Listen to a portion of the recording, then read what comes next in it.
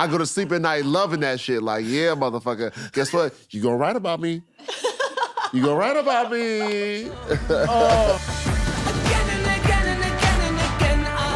Hello and welcome to Unfamous. This podcast is called Unfamous because it is about the art of collaboration, the unsung and the untold stories of how shit that we love actually happened.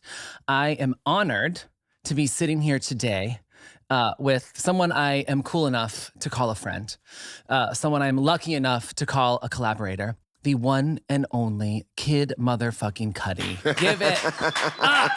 Give it Yeah. Justin, I adore you. I adore you. And my wife, I told her I was doing this. Yeah, where is she? She was like, I love Justin. She's at work. Oh, fair. But fair. she was like, I love Justin. Please tell him I said hello. Well, send all of my love. Will do. Will do. So there's a million podcasts. You're about to have one. Yeah. We all want to try to find our angle in. And I feel like what I do the best in this world and what I love the most in this world is collaborating. Mm. And we all get to talk about the process on our own. Mm-hmm. But I want to talk about the process with two collaborators. So normally on the podcast, there are two people sitting here. Okay. But since you and I have co-written, we don't need other motherfuckers. It's just... we've done this. We've done this. So we can just talk about our process. What do you feel like on the last album, Free, that I was lucky enough to be a big part of? What do you feel like was the moment in the album that you were like, oh shit, this is the posse. This is the team I want to collaborate with to make this? I think because we did Saltwater first, right? Mm-hmm. First day we met. First day we met. We re-met because we have another history, but we'll get to that later. Yeah, we'll get to that later. But after we did Saltwater, the wheels started turning. Mm. And then, because like when you work with people, it's like, what is it? Like sometimes you get one session that's great, then you do another session because you're hyped and then nothing comes out of it. Fuck this bitch. Yeah, you know what I'm saying? But like, so like we had that one and then I was like, man, we had such good chemistry creating that record. And I know he has a team of people that he builds records with. Let me get in another session with him and see what we cook. Yeah.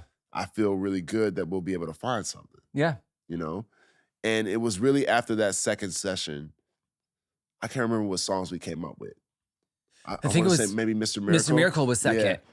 Yeah, we came out swinging. Yeah. First was Saltwater, second was Mr. Miracle. Yeah. I mean, like back-to-back bangers.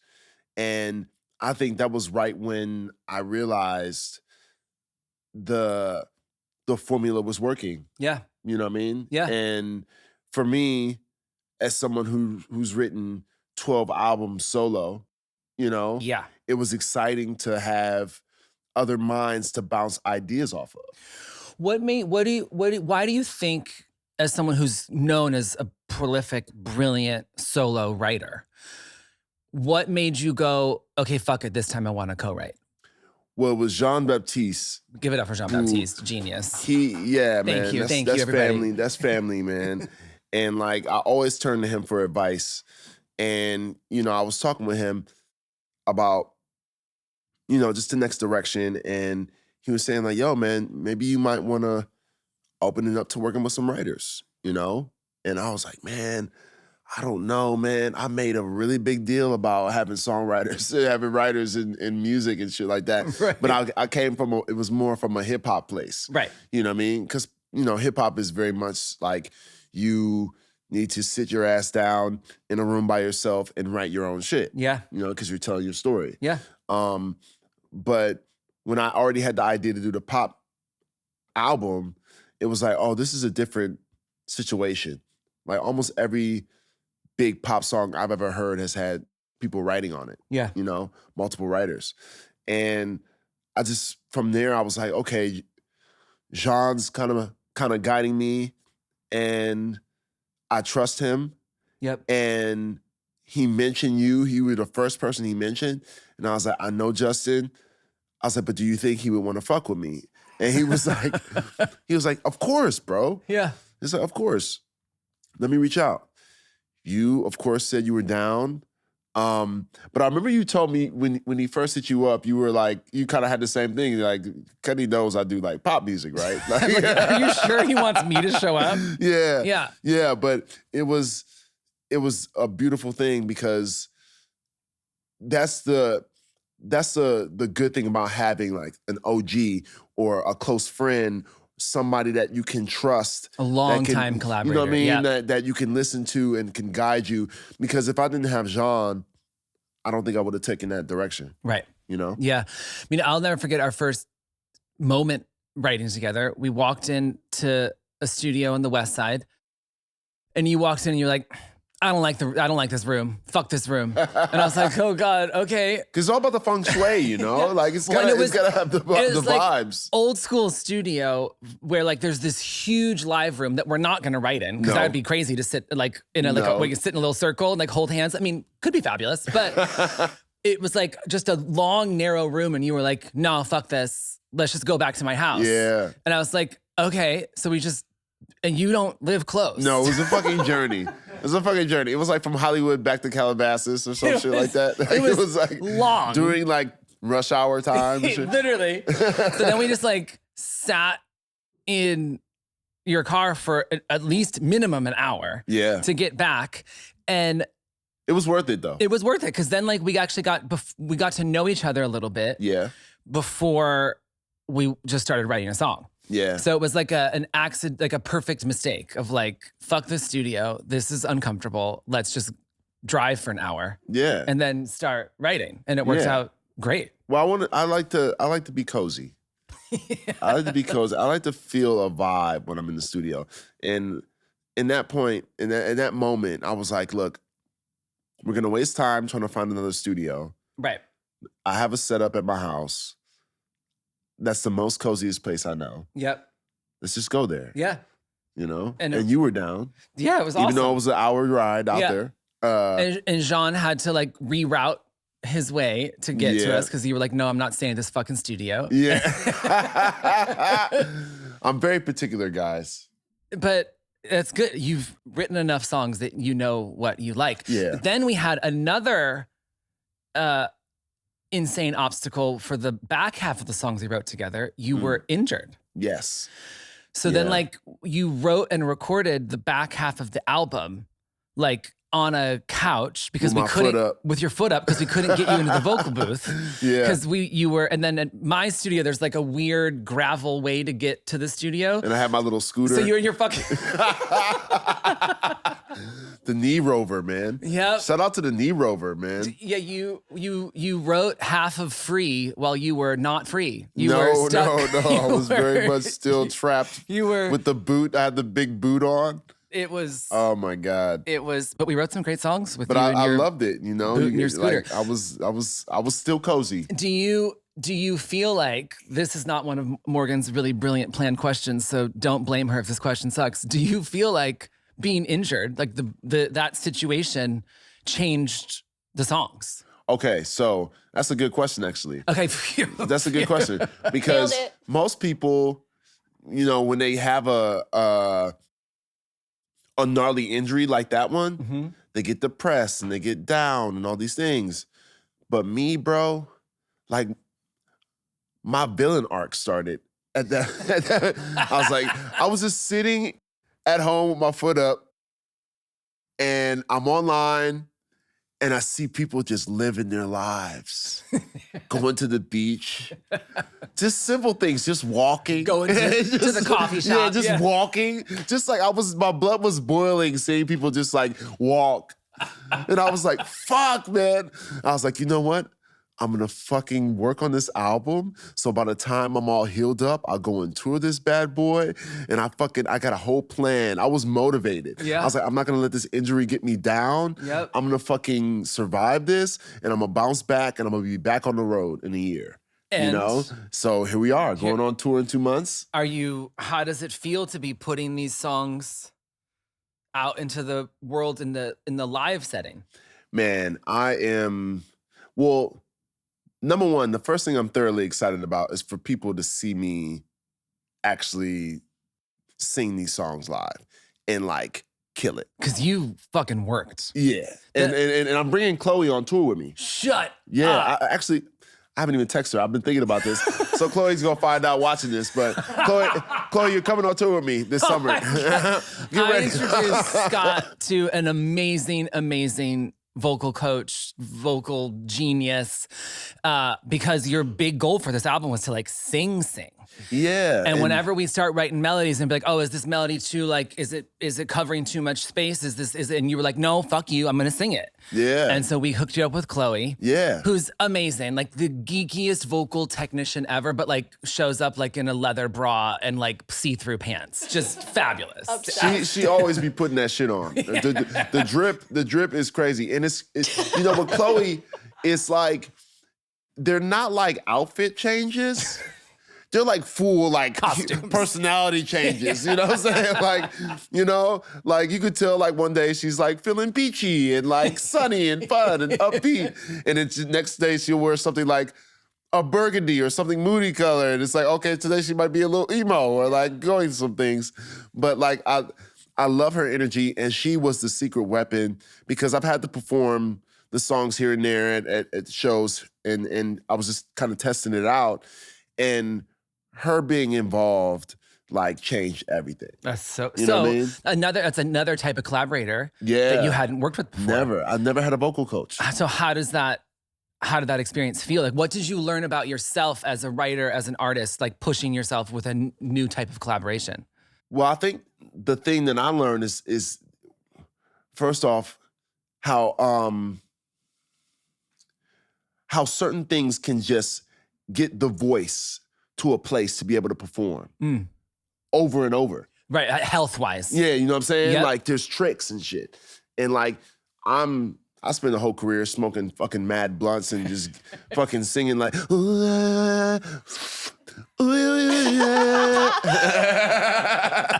know what I mean? Like, I mean, people love it. Yeah, people love it, the man. Cudi hum. But this album in particular, like the things that were demanded of me vocally were just like nothing I've ever experienced before. Right. You know what I mean? So I needed to really hone in and kind of trust the process. I had to trust you. Yeah. Because there were a lot of times where I was like, I don't know if I can sing that. And you'd be like, I think you can. Yeah. You know? And I'd be like, I don't know, man. That's pretty high. He's like, just try it. Yeah. And I would try it and I would nail it. Yeah. And you'd be like, see, I fucking told you. Yeah. You know? Well, it's always, I think for me, it's in, whether it's writing, whether it's getting someone on the mic, whatever it is, it's always like, I'm always just like, it's just music. Yeah. So let's just try it in the higher key that you feel like might be too high. Just try it. And if it's too high, we just lower the key. It's no stress. Then most of the time, you'd sing it in the original key and we would all applaud. Yeah. And that was a beautiful thing where they would always leave. I was just gonna say, we when would get kicked out. They always left, right? He says they kicked them out. I guess I did. I did say I wanted to clear them because I was nervous. Yeah. I was nervous, right? Because this was all new things for me. But they would leave, and then they would come back, and we would all listen to playback. And like that was always the best part for me, like watching Justin like sit there on the couch and just be like, woo, woo, like going crazy and shit, and like really loving it. And over time, like my confidence got stronger and stronger. Each song, my confidence got stronger and stronger. Yeah. You know what I mean? Yeah. Simply because I had the support from you, everybody in the room that was working on the music. And it was so beautiful. I hadn't experienced anything like that in my career, man. Yeah. Like at all. Well, I learned something from that moment too. I joke and say that you kicked us out, but it actually was like, because some artists, they want you there in real time cheering them on, and you wanted time to do your thing alone with just the producer or just the engineer, whoever was cutting the vocal that day. You wanted time to like do it alone, and then you wanted the feedback after. Right. And that was a big thing for me to learn of like, because most people I'm working with, they want me in there like cheerleading through the whole process. Right. And you were like, no, I've made how many fucking albums? 12. Like, let me do my thing, and then I want your thoughts and feedback. And that was like a great lesson for me is like, okay, awesome. Let him do his thing. I'll go look at my phone and talk shit in the other room. And then, not about you, just about the world. Talk shit about the world and then come back and work on it after that. And that was like a good thing for me to learn of like, it's not copy paste for every artist. You have to let people do their own process. Right. But also the reason why I was able to do that is because you had your reference track for me to follow. Yeah. Which made it really helpful. Yeah. You know what I'm saying? Because it's like, you know, if I didn't have that, then maybe I would have needed you in the room to like guide me. The whole way, But yeah. I had something as a base to follow along to. So, you know what I mean? For any geeks like us, we're geeks, that's not shade, trying to learn everything. What he means is that we would write the whole song together and like deep collaboration of every single syllable, every single melody, every single rhyme. And then I would throw in a quick scratch vocal so that you had the melodies to reference while you were recording. Right. So there'd be like a really quick demo version of me for him so that to make sure that like if every melody was already that we had written together, every melody was there for him to follow so that you could do your own thing and have, which was a new process for me as well. That was new and it worked out great. Well, yeah, like cause like I'm really good at mimicking. So like hearing you go to certain places vocally, like I can mimic and like do my impression of you, you know what I mean? But it was, the beautiful thing about Free is that though it was very collaborative, we were able to still find my voice in it all. Well, you know, it still felt like Cudi, a true expression of Cudi. You were writing lockstep with us the whole time, but also you are so singular. Like the way that you sing, the way that you think, there's always, I remember there'd be moments in songs when we would get stuck, which we both write so fast. So stuck for us is like 2 minutes. Right. And then we just be like, but what would you do? Just do you. I'll need to shut up for a second and let you hum the bass line. Yeah. And that'll get us moving. Let you just like, what would you say on this lyric? We're all gonna shut up for a minute while you can do your thing. And I think that's so, it was such an honor that to work with you and moving you into more pop than you've ever been. But it's also like, I need to make sure that your fans don't fucking show up at my house and kill me. Do you know what I mean? Like, I feel you. The pressure was on. If it doesn't feel like you, your fans are gonna be. They're gonna call it. They're going to be pissed. Yeah. And I think that we both were aware of that to protect that through the whole process, to make sure that like you were always there. But that's a testament to how great of a collaborator you are. Thank you. You know, and I think I said this on the last thing we did because we did that in that interview where we broke down Mr. Miracle. Yeah. But like you are a very special songwriter because you work with many people, but everyone still sounds like themselves. You know, you're able to almost get in my skin and become every artist that you're working with, and you can craft something that's just specifically for them. Well, thank you. You know, and that's an art because there's some songwriters where you could tell when which song they wrote. Okay, they wrote that one, you know, but you could put all the songs that you've done back to back and they all sound like different from one another. Thank you. And that is an art. Thank you. You know what I mean? It's a really important part of collaboration for me because some of those songs that you're talking about who you can really hear them, that is so fucking cool and special, but I feel like that their run of success is normally a lot shorter.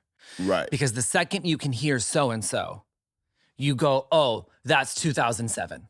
Okay. Oh, that's 2013. Because their sound got so massive on like 7 different artists in that time that then it becomes timeful, not timeless. Right. And so I feel like for me, it's like, one, I love to make other people shine. That's like the coolest thing that ever happened to my career of like trying to be in a band and then realizing my superpower was actually helping other people, not helping myself. Right.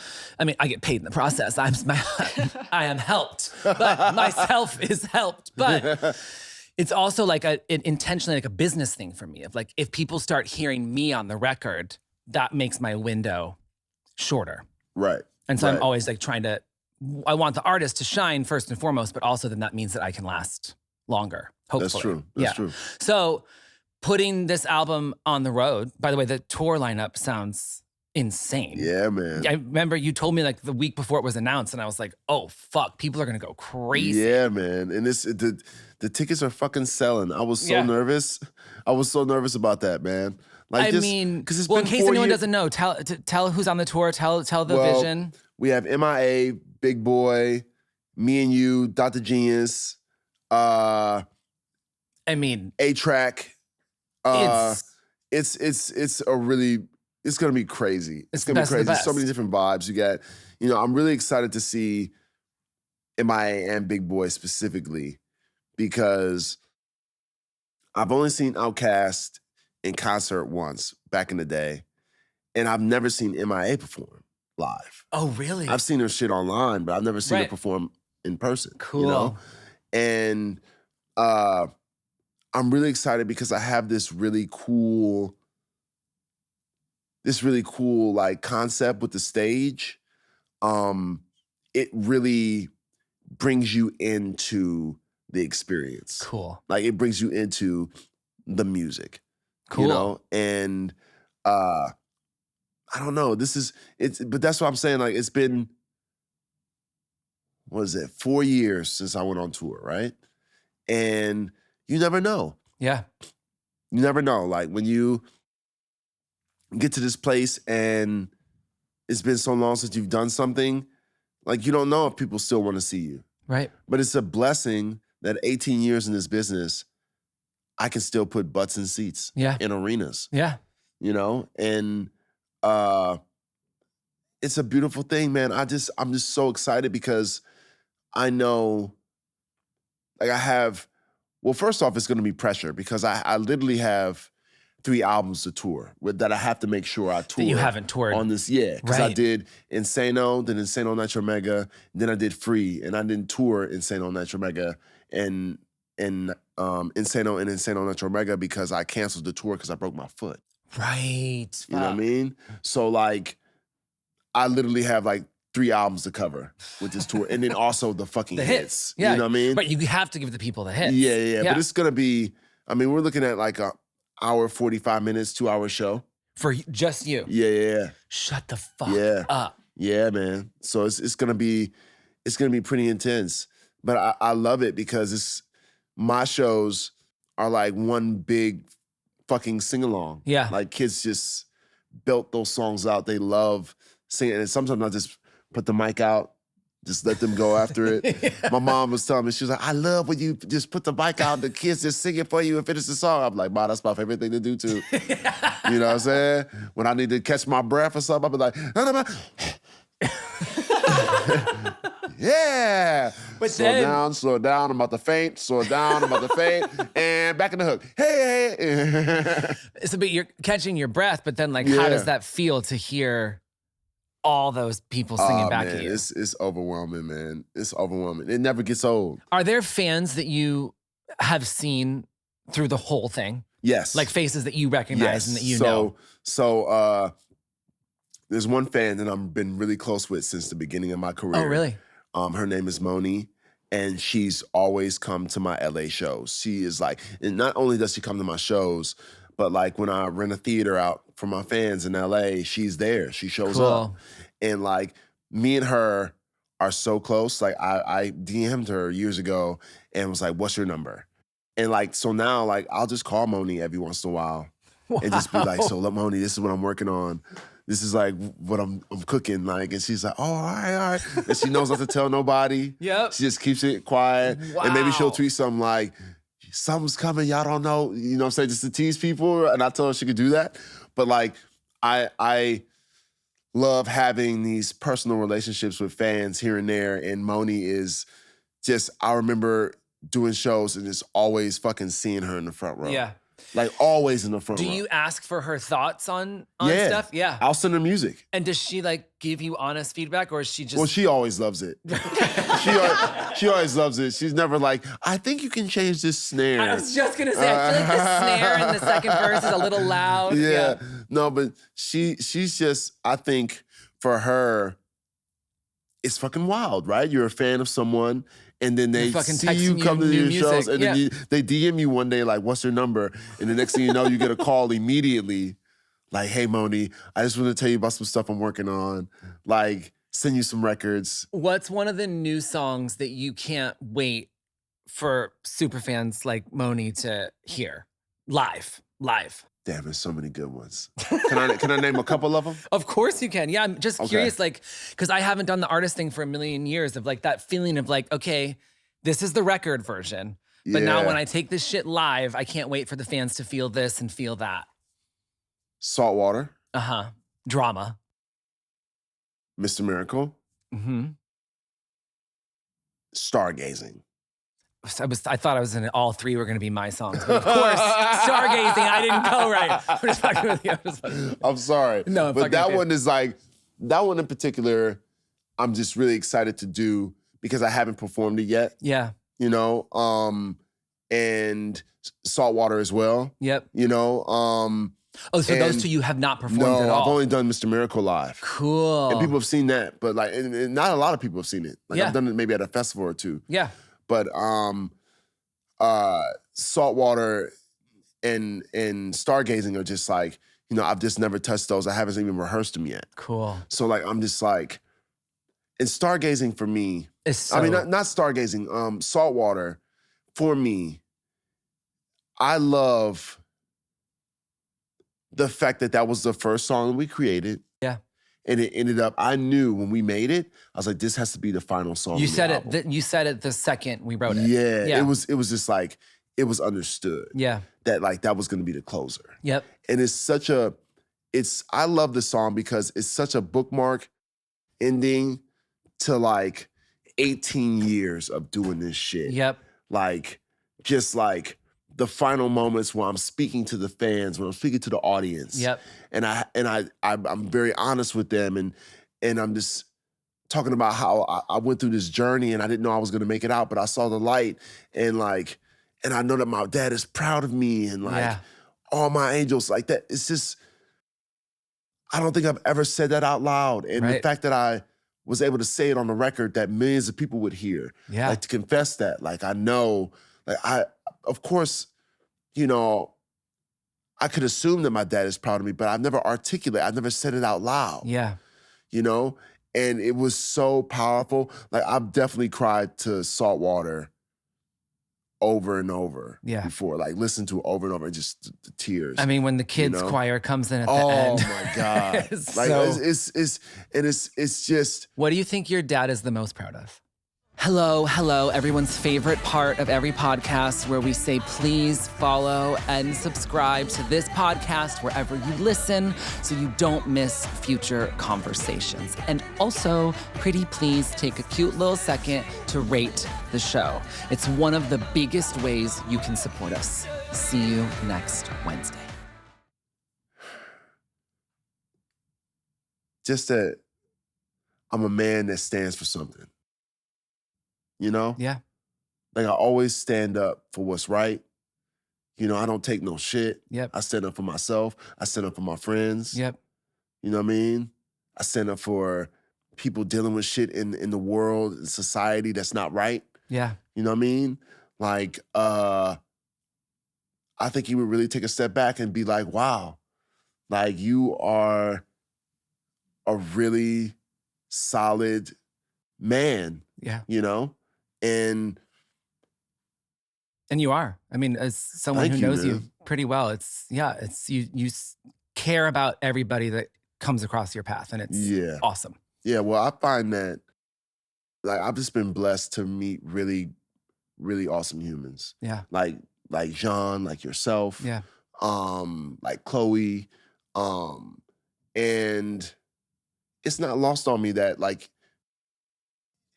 you could meet shitty people and have shitty people around you. Like, that was my life when I first moved to LA. I didn't have many people I knew here, so I was hanging around the shittiest people. Right. You know, and it's something I was telling my wife, you know, it takes years to find your people in Los Angeles. Right, it's so fucking spread out. It's so spread out, and it's so hard because you don't know how to navigate LA really right away. You're just going to a party here and doing this and doing that because people are inviting you here and there. But but you don't really know what you like to do. You're just learning LA. Right. You know what I mean? And When you moved to LA as a superstar. Yeah. It was like already said and done. Right. You know? So then it's like, how do you make real friends And I'm somebody who likes to meet real people, right. real humans. Right. Like I'm very rarely am I like hanging out with a shit ton of celebrities. Yeah. Like I like to meet like real, normal human beings. Yeah. That can look at me as a normal human being. Yep. And they're not caught up on the fame. Like that's one of the things I tell people. Like when some people are like, they come up to me like, "I'm sorry, I don't know who you are," and I'm like, "What do you mean sorry?"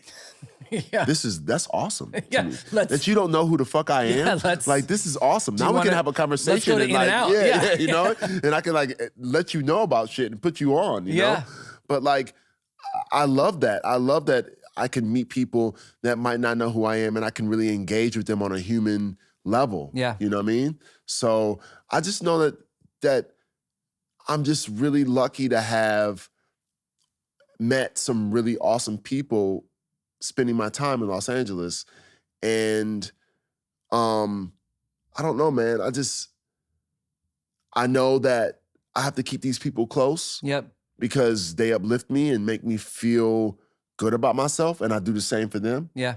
You know? Like, there are many times I might have like called you or text you like, man, what do you think the response is gonna be for the album? Or like I'm in my head about it, and you're like, people are gonna fucking love it. Yeah. Like, you know what I mean? Don't even sweat it. Don't worry about it. Like, you think this is good? Like, it was multiple times when we were recording where I was like asking you, like, but did you fuck with that though? Yeah. And you'd be like, Cudi, yes. Well, you know what? I'll never, when we, I can't remember if you called me or we were in person, but you were like, hey, I think you called me. You were like, I just want to check and make sure like that you're not disappointed that like the numbers on this aren't crazy. Yeah. And I was like, when I work with someone who has a fan base as passionate and as loyal as yours, I only care, do your super fans think that we did a good job? Yeah. Because in today's world, when like you have no fucking clue if the algorithm's gonna be on your side, right? The algorithm got on your side from a song that's fucking how many years old? Fucking 17, 18 years old. So we make a whole ass beautiful album about you finally being happy, about you finally finding joy and peace. Yeah. And then fucking Maui Wowie, a song about weed from 18 years ago. When I was 25, 24 years old, talking about this smoking weed in Hawaii. Goes viral as fuck. Gets on the Billboard chart, 76. 76, it charts Yep. the top 100. And I'm like, but your super fans love this beautiful album we made about you finally not, to be blunt, not wanting to fucking die. Yeah. Mm-hmm. Your super fans have that. Let everybody else have Maui Wowie. It only brings more attention back to you and how awesome you are. Yeah. And so it's, for me, it's when you called and you're like, are you upset about the numbers? I'm like, shut the fuck up. Like, we made something gorgeous. Yeah. Like, there are, sure, if you make something gorgeous and the algorithm's on your side for that too, I'm not complaining. That's great as well. But that's can't be the goal. Yeah. You know what I mean? The goal has to be to help you tell whatever story you want to tell. And that's we did was that. what we did. Yeah. And you know, it's one of the things that you will be surprised at when you come to the show this year.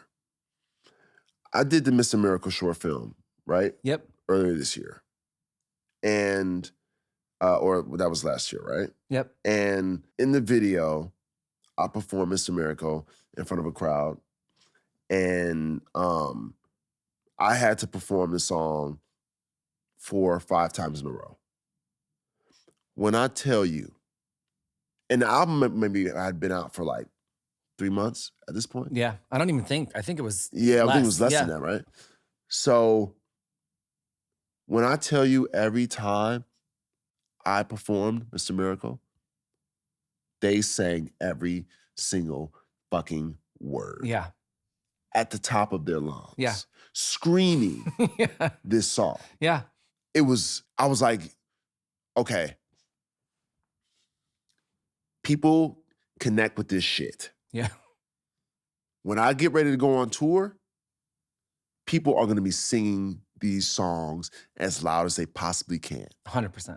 And when you come to the show, Yeah. you're going to see it. Yeah.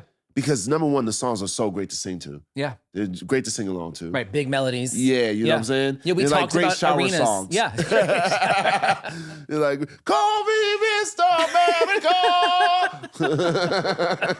You know what I mean?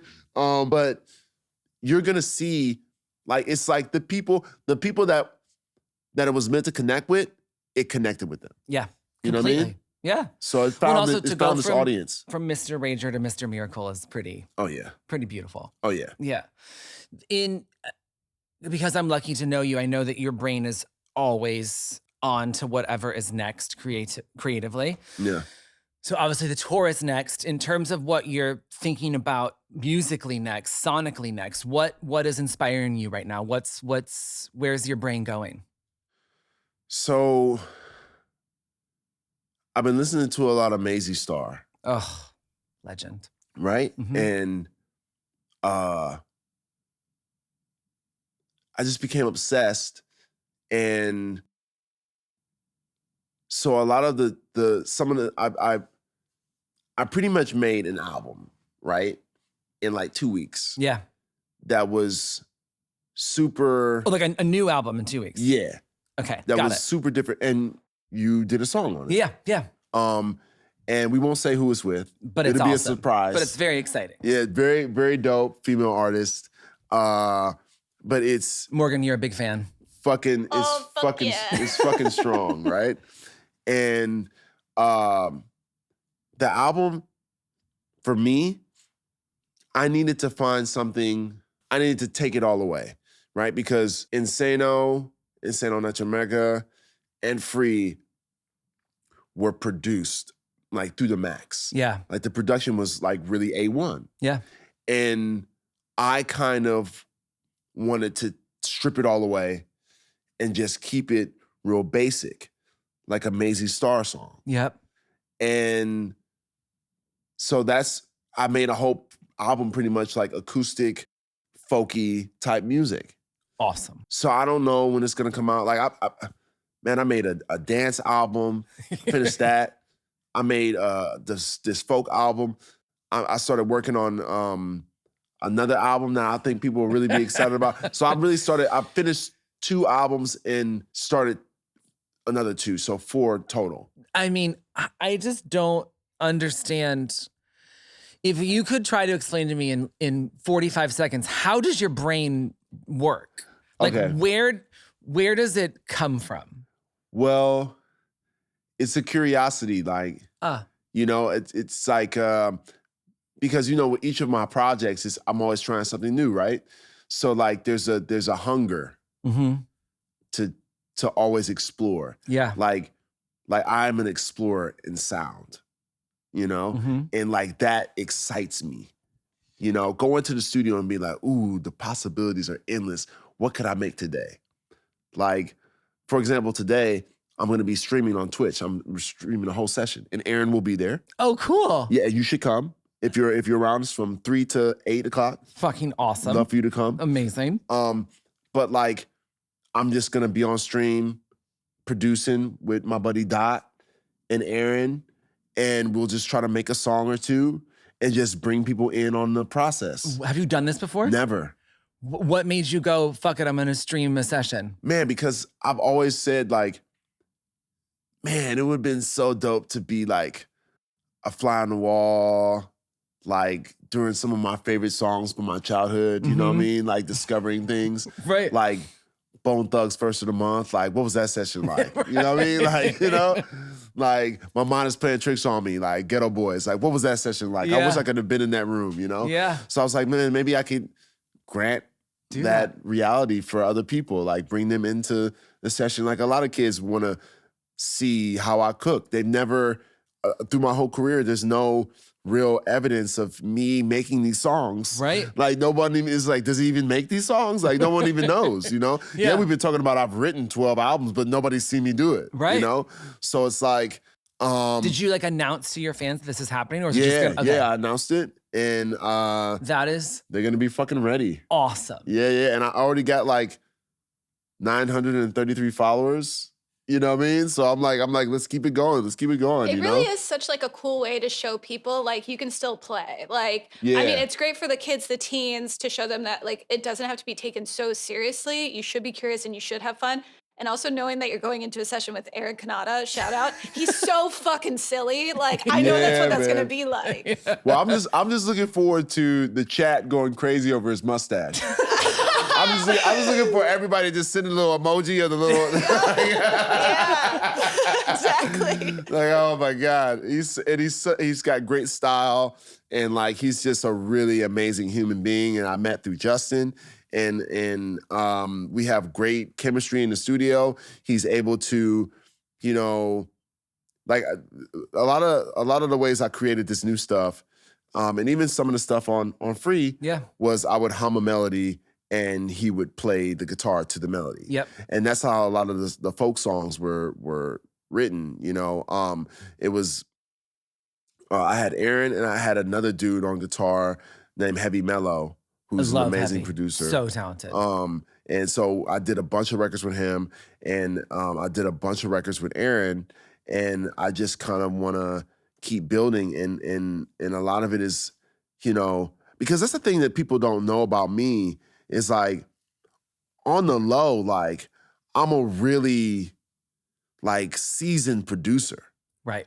You know what I mean? And that's another reason why I'm doing this stream, because I want to like show people like, yo, this is what's happening. This is how I cook. Yeah. You know what I mean? Like I really be in there like, ooh, do this, do that, change this, change that. And then I also let other people lead. Like I would let, like a lot of the songs that I did with Aaron or Heavy Mellow, like we'll start off with my melody, right?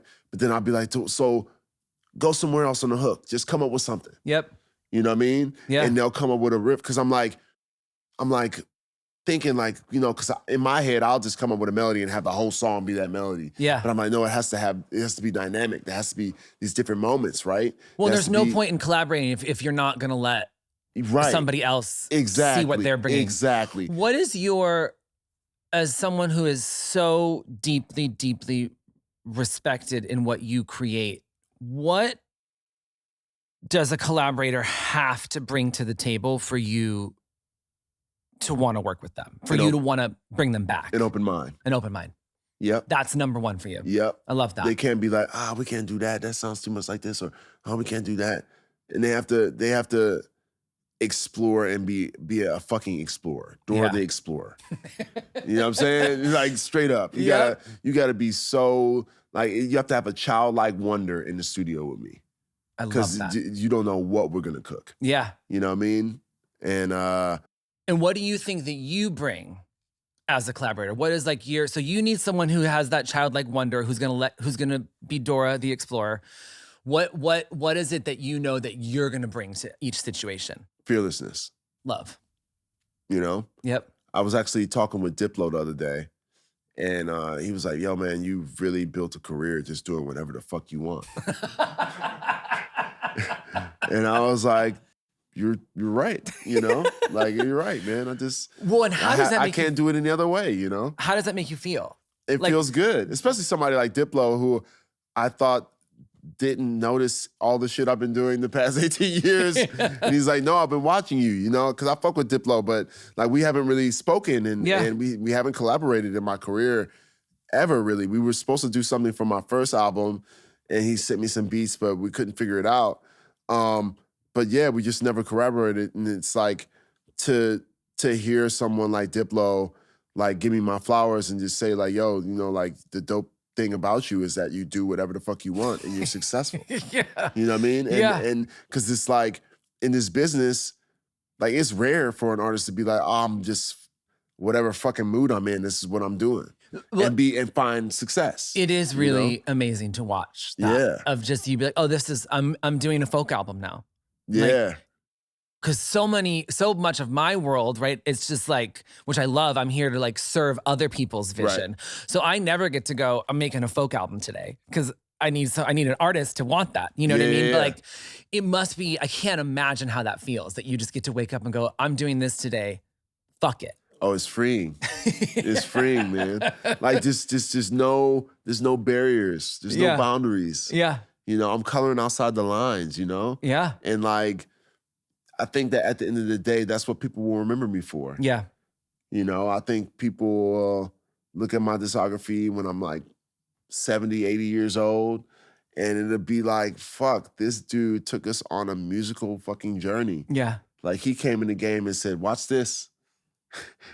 And it's been fucking serving for fucking 50 years. Do you ever think you won't be making like 3 albums at once? Do you ever think there'll be a time where you're like, because you're also, while you're making 3 albums at once, you're also like writing whole ass TV shows and movies and acting. Do you prefer that level of constant creation? Is that just how you function better? Or why do you think that that's how it goes down? I think I function better at very like, I don't know. I think I just, this is what I tell people. Yeah. I'm a machine, man. I'm a freak of nature. Yeah. Like, my wife tells me this all the time. She's like, you're the only man I know that'll get off a 11-hour flight from Paris and then go to the studio as soon as you land. I mean, that is demented. Just because you don't have an album you're working on. You're just feeling creative. You know what I mean? Like, that not plane tired. ride, yeah, that Julia Roberts movie on the plane really got you inspired. You know you what have to go right to the studio. Like, something inspired me, you know, and I'm just a machine. I always am thinking about making something. Yeah. Whether it's a movie, whether it's a song, you know, whether it's something I'm designing, some clothes. Like, I'm always, like, my brain is always going, you know, on overdrive. I'm a creative to the T. Yeah. Like, my creativity, like, I really feel that my mind is unmatched. Like, it operates in a certain type of way just because I'm living my dreams, bro. I came from nothing. Mm-hmm. Like I was talking to somebody about this the other day. I was like, man, because I did this other interview and they were like, you know, after all these years acting, you know, like, what keeps you in it? Like, what still inspires you? And I was like, it's the fact that I'm doing it. Right. You know what I mean? Like, do you understand? Like, this was the dream that I thought could never happen. Right. Like, music seemed realistic. We had Bone Thugs coming out of Cleveland. Yep. You know what I mean? The Isley Brothers. You know what I mean? We had music shit, legends right? from where you're from. Right. So it seemed realistic. Acting, like, maybe you had a few people. Right. You know what I'm saying? It wasn't like a real big thing. We had Halle Berry. Right. You know what I'm saying? Like, but like, the fact that I'm doing this, and I've been able to do it consistently for 17 years. Yeah. Like, I don't give a fuck if I got to get in a lake that's cold as shit. The people, this movie I did last summer, I had to get in the lake butt naked. Butt ass naked. Don't ask me why. This is what the scene called for, right? Naked in a lake. It was freezing in this lake. Yeah. Right? So I had to you know, let people know, like, the water's cold, guys, just in case. Don't judge me. Don't judge me. The water's freezing out here. Yeah. Please touch the water so you know I'm not lying. If you could, everyone touch the water. Thank you. Come touch the water. But like, it's those moments that some actors probably get a little pissy, or they're like, fuck, you know, I gotta fucking do this. But like, I am gung-ho about anything because I am living my dreams. I get a chance to wake up, even if it's 5 a.m. in the morning and I gotta be on set. Yep. And I wrapped the night before at like 8 o'clock. Yeah. Like, I don't give a fuck. I am living a dream here.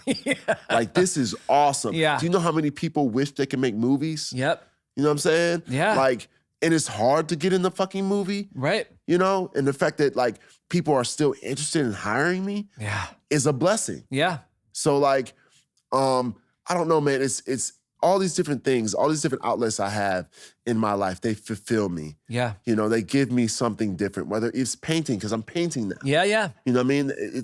They all give me something in particular that bring me something that I can't explain. It's like a joy that I only get through creating art. Yeah.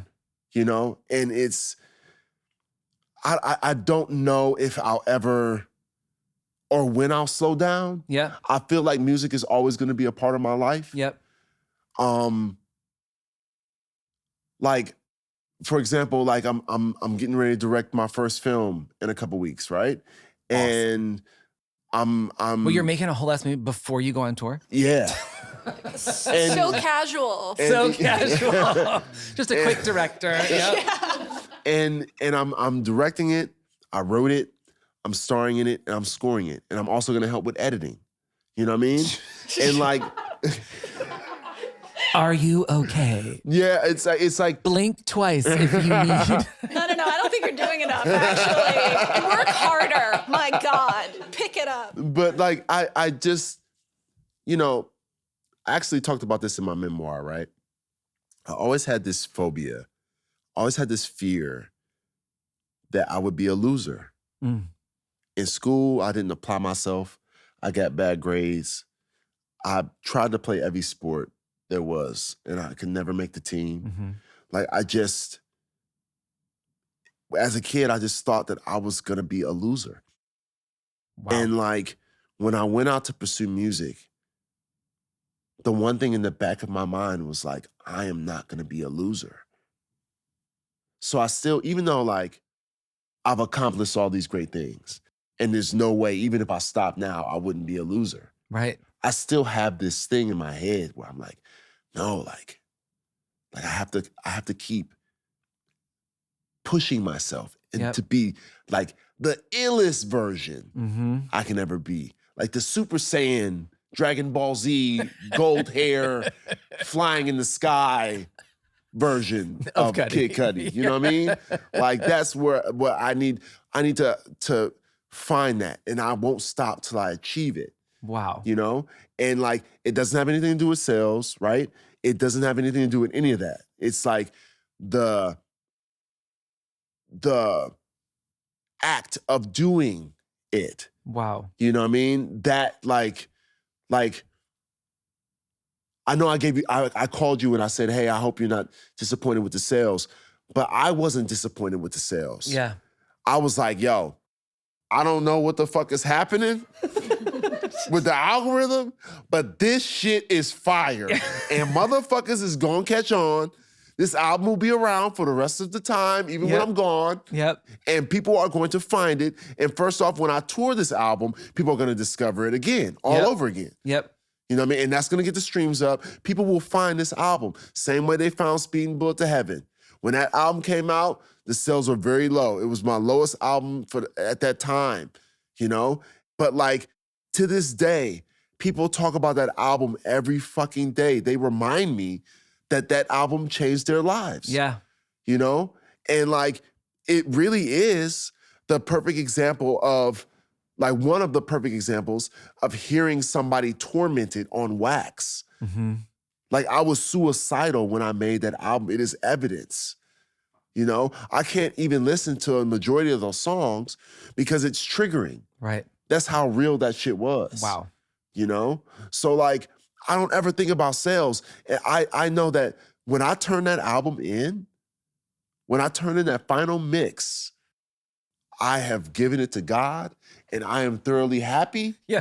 And like whatever good luck happens, to everybody else. Yeah. I did my job. Yeah, exactly. Yeah. And I'm happy with it. Yeah. And I know the shit is ill, and I don't need nobody else. I don't give a fuck anybody's opinion. I don't give a fuck. You can write your reviews, Pitchfork. You can write your reviews.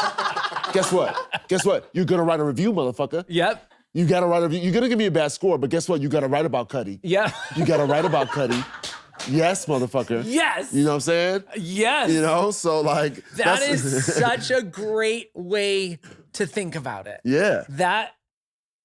That's how important the music is. You gotta write about it. That was just like that unlocked something in my brain. Yeah, of man. Like, cause Pitchfork, just because you brought them up, not trying to throw more strays at them, but fuck them. But if they're talking about it, it means it's a moment. It's a moment. It means that like they had to talk about it. Yeah. And there's a new artist I'm working with that I won't say her name because I don't know if she want me to spill this tea, but she had the same experience and she was like, oh, like, and it was really funny because she has a song about her hometown, which is like a cool, really cool part of a big city. Right. And the review was like, oh, it's like, I feel like she's not even from there. And it's like literally where she grew up. Like not like she didn't move there when she was 18, like where she grew up. Yeah. And she was like, I just like, and I was like, but at least they're questioning your existence. Yeah. At least that you are doing enough that they have to acknowledge that you exist. Yeah. And like, you saying you're gonna fucking talk about it. You might give me a low score, but you're gonna fucking talk about it. That is like somebody has to write, and it's work to write a story about. You know what I'm saying? And especially you write something that they don't like. Yeah. Like I love that. Like asshole, you gotta write something you don't like. Listen to it again. Yeah. Listen to this thing you hate again. You know what I'm saying? Your boss is like, you gotta write the Kid Cudi review. You're like, fuck. It's gonna take me 2 days. I'm like, yeah, motherfucker, 2 days to write something you don't like. I love it. I go to sleep at night loving that shit. Like, yeah, motherfucker. Guess what? You gonna write about me. You gonna write about me. Oh, that's the only way to think about it. You just changed the way I look at the internet for the rest of the time. Yeah, man, yeah. That is amazing. Okay, so to wrap up every episode, we play a little game called Gag or Drag. Okay. Gag is if you I've seen this. If you love I've it. seen, yeah. And gags if you love it, drags if you hate it. Okay. And if you don't care, you can add meh. Like, I don't care either way. Okay, so Gag or drag, artists testing their unfinished songs on tour. So gag would be good. You love testing, drag, hate testing. Gag, love it. Gag or drag, fans screaming the lyrics louder than you. You actually already answered this. Gag. I love that. Yeah. Like anytime I can get a break. Anytime I get a break. Yeah. I told you, set is an hour and 45 minutes. You're going to need some breaks. Anytime I get a break. Like, first verse, you guys got it. Gag or drag, playing your hits for the 100th time. They're hits, man. It's a blessing to get a hit. It's a blessing. Gag. Yeah. Gag or drag, crowds filming the whole show on their phone. Drag. Yeah, like I understand a couple things, or like if I'm playing your song in that moment and you want to record it, I get that. But like sitting up there the whole time, like, this is good, right? Oh, he's doing this. Oh yeah, like that I don't fuck with, man. I need you to be present. I've stopped doing it because as a fan, when I go to shows and I'm filming, and then like, I'm a pretty good singer, but when you're in the audience, you're not like using your real singing voice. You're just like, and then I try to watch the videos back. And I'm like, why did I even take this video? I sound insane. Oh my God. On the whole video. Gag or drag, tour buses. Gag. Yeah, you like the bus. Can you sleep on a bus? Yes, I can. Wow. I can sleep on a bus. I can sleep on a plane. Because it's like it plane, rocks you to sleep. On a bus, maybe because I don't know how to drive. So I'm always convinced that whoever's driving is going to die, going to kill us all. But maybe if I understood the art of driving, I wouldn't be so terrified. Yeah, maybe for sure. I think I just learned something about myself. Okay, great. Gag or drag, the emotional song that somehow becomes the mosh pit song. That happened to me a couple times. Morgan does her research for these questions. I'm sure she knew. I'm sure she had proof of this. Yeah. Gag. That happened to me with Pursuit of Happiness. Yeah. Because I wrote Pursuit of Happiness. It was meant to be kind of a warning of about recklessness in youth, and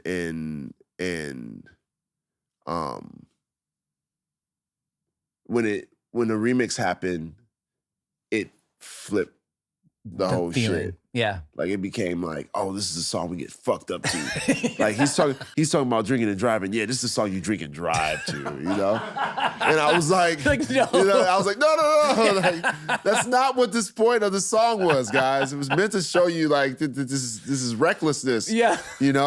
But over time, I learned to embrace, because I saw that the remix was bringing people joy. When I would perform it at my shows, that was always a moment. Yeah. I mean, that song, I'll always have to have in my set. Yeah. Like I'll always have to perform Pursuit. Always. Such a good song. Yeah, people look forward to coming to my show and having that last moment at the end of the shows where the fucking confetti comes down, the fucking balloons, and everybody's singing Pursuit of Happiness, and just raging and having a good time. And we're all fucking happy. Yeah. You know what I mean? And Yeah. that's when I finally saw that as I was performing the song, I was like, okay, this is a good thing. This is what it's become. This remix took it and brought a whole new life to it. But like, it is bringing people joy. Yeah. And that is like a blessing. Well, it's like you said, once you turn it in, once you turn in the mix, whether it's the remix or it's up to it has a life of its own. It's a life of its own. Yeah. Okay, gag or drag when the crowd knows the deep cuts better than the hits? Gag. Yeah.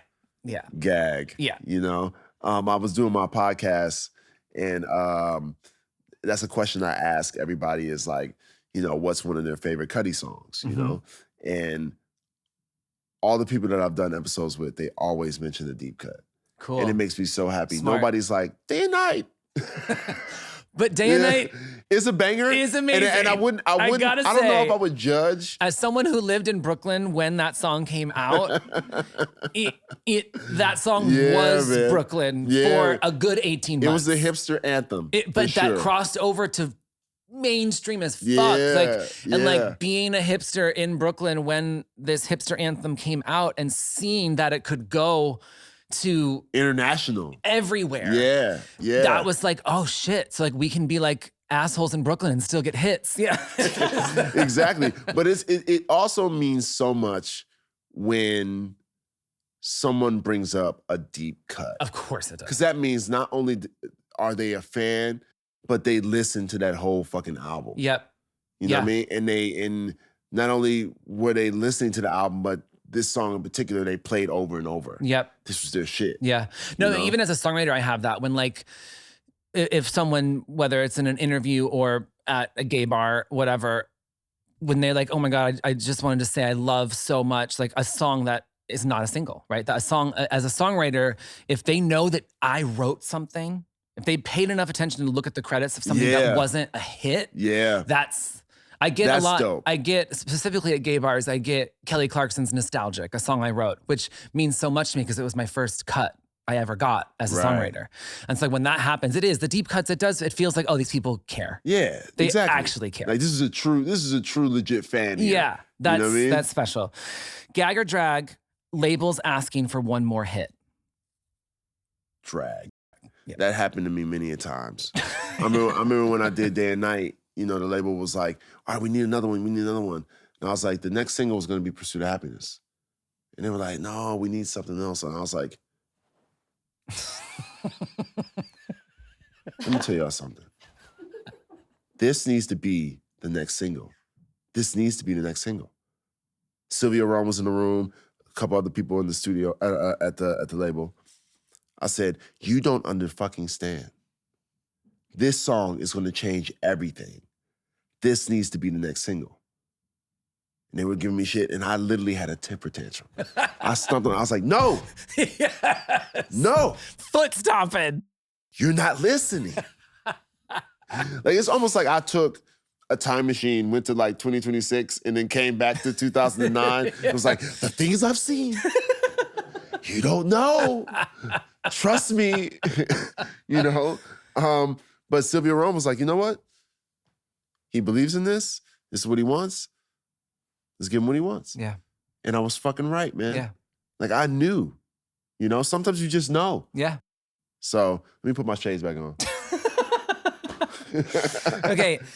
Gag or drag, songs getting shorter intentionally to boost streams. Drag. Yeah. Because I'll still bust out my 3:30, 4-minute joint. I mean, Saltwater's what, almost 6? Yeah. Yeah, man. I don't like, I like to have a balance. Like, I'll have some songs that are a little bit shorter, but then, you know, I love doing a verse, hook, bridge, outro. You know what I mean? Yeah. I love like really making it cinematic and making it a story and having something that people can listen and put on repeat and feel like, yes, I got a 5-minute song that I can listen to on repeat over and over, rather than a 2-minute and 30-second song that's gonna be over in a second and I have to hear it over and over again, but it repeats itself so fast. And like, you know what I mean? Yep. It's like, I just love it. I love having the balance. Yeah. Last question, not a gag or drag, just a last question for anyone inspired by how creative you are. What is one thing that you have learned about creativity that is always true, that anyone who's trying to write songs, direct movies, what is one thing that you have learned about the creative process that is always true and always helps you? You have to be willing to put in the work. A lot of people I find are not willing to work at something. Mm-hmm. Like, you have to put in your 10,000 hours. Yep. You know? Yep. With And that anything- 10,000 with doesn't any- stop. No, it doesn't. Yeah. Keeps It's going. Keeps going. 10,000 for each era. Yeah, exactly. Yeah. And the work ethic is half the battle. Yep. You know, and I know we laughed about this while we were talking, but like my work ethic is like crazy. Yeah. You know, like Same. I and you too. Yeah. You know, Jean-Baptiste, his work ethic is crazy. Like Yep. every time I hit him, he's like, "Yo, I'm in a session. Or, yo, I'm going to a meeting. Or, yo, I'm doing this." Like, and I surround myself with people that are like-minded, like me. Yeah. You know what I mean? That cook.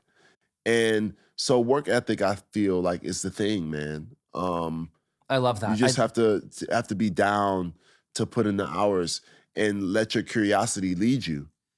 And what I love so much about that being like your last bit of advice for anyone trying to create or collaborate is that you are known as such a high level creative thinker.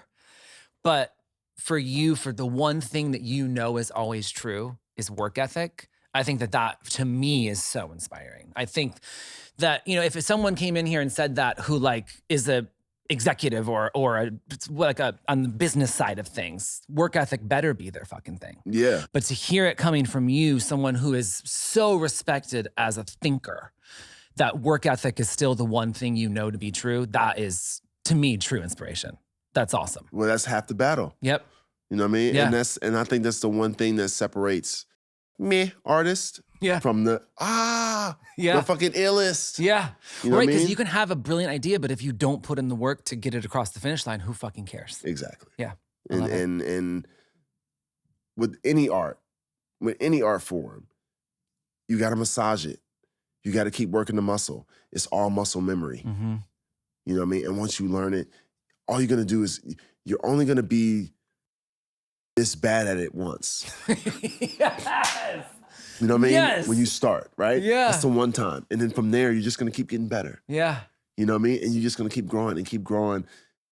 5 months, then a year, then 5 years, then 10 years. And next thing you know, you're going to be out here just like, oh, this is second nature. And Yep. you're going to be curious about learning something else new. Yep. You know? Yeah. It's a cycle, Yeah. you know? Amazing. Yeah. I love it. Ladies, gentlemen, everyone in between, Kid Cudi!